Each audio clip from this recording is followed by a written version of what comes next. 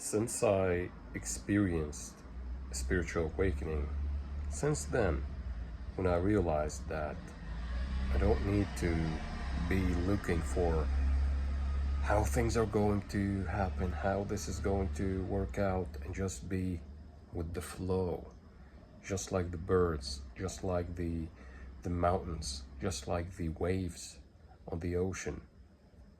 All of this is just the idea of being present.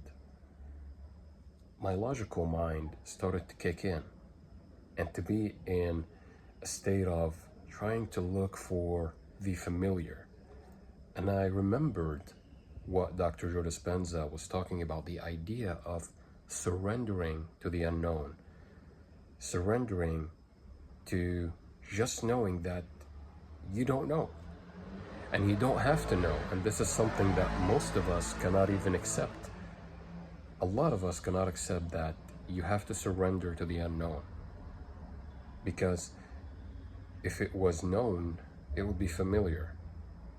And if it was familiar, then it wouldn't be something new.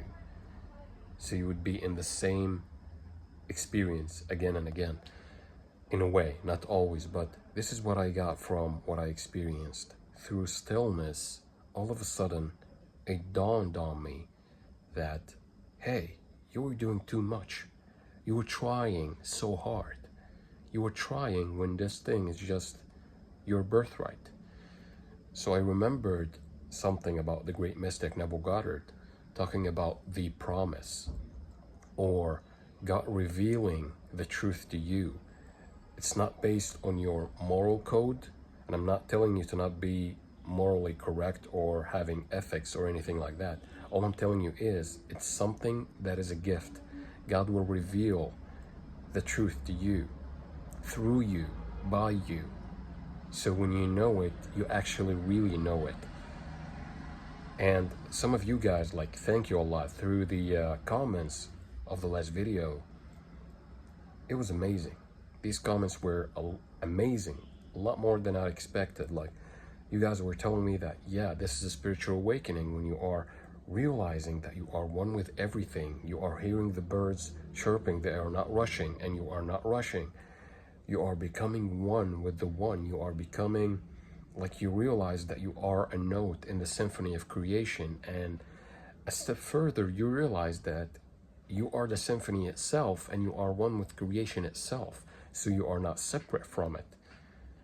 Your logical, analytical mind is trying to deceive you into believing that you are separate. Everything is one. This is why you treat others as you would like to treat yourself, to be treated. And ask this question to yourself. Are you treating yourself the way you want people to treat you? Because most of the time you are harsh on yourself. And when I realized that, I was like, oh my goodness. All of a sudden I felt this guidance from everywhere. Like, oh my God, I've been trying so hard when all I had to do is just being one with this creative intelligence that created me and everything around me. So I think I'm in a stage of, now I know the truth, but the logical mind is trying to play games on me. And at the same time, I know that this is happening because I knew about all this stuff intellectually for many years. But all of a sudden, something clicked like that. I was just like, oh my goodness, it is happening. It is, the creative power within me is talking to me now. So I don't know if you guys experienced that, maybe through meditation, prayer, maybe like certain rituals, I don't know. But if you guys experience that, the idea that all of a sudden you feel like you are guided, like someone is tapping on your shoulder and telling you, hey, don't panic, don't rush. I don't know. I feel like this is something that I felt a couple of days ago. And even when the analytical mind kicked in, I still remember the feeling, like as if somebody is like tapping on my shoulder and it's telling me, hey, don't panic, no need to rush. Everything in creation is not in a rush, only humans are rushing. So when you surrender to the wave, you will surf it in a way.